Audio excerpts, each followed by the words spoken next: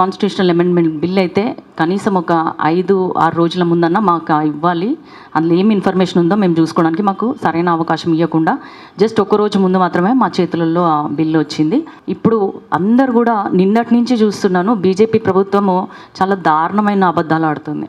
ఎంత సత్య దూరం అంటే అసలు అది మహిళా రిజర్వేషన్ బిల్ అనేది 100% కాదు.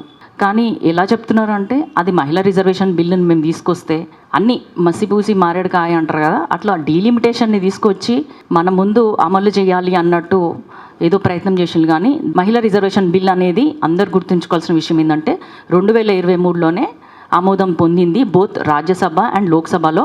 అప్పుడు అందరూ కూడా దానికి సమ్మతించినారు, ఎక్సెప్ట్ ఓవైసీ వాళ్ళ ఎంఐఎం పార్టీ తప్ప, ఆ 2 సభ్యులు తప్ప మొత్తము లోక్సభ రాజ్యసభ అందరూ కూడా సమిష్టిగా ఒప్పుకొని దాన్ని పాస్ చేసినారు. సో అసలు ఆ క్వశ్చనే లేదు. వాళ్ళు ఏం చెప్పినారంటే అప్పుడు కూడా కాంగ్రెస్ ప్రభుత్వము 2024లోనే దీన్ని అమలు చేసుకోండి, మేము దానికి కూడా ఒప్పుకుంటామని చెప్పినారు.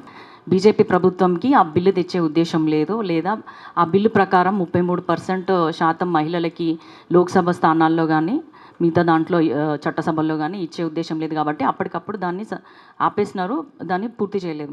ఇది ఉమెన్ రిజర్వేషన్ బిల్ కాదు, ఇది BJP reservation bill, seat reservation bill. అంటే మళ్ళీ బీజేపీ అధికారంలో రావడానికి చేసినటువంటి కుట్రపూరితమైన బిల్ మీ అందరికీ తెలియజేస్తూ, ఇంకొక విషయం ఏంటంటే బీజేపీ ఎంపీ తేజస్వి సూర్య ఏదైతే ఇండియా పాకిస్తాన్లకు విభజన చేశారు అని మన తెలంగాణని చాలా ఘోరంగా అవమానించడం జరిగింది.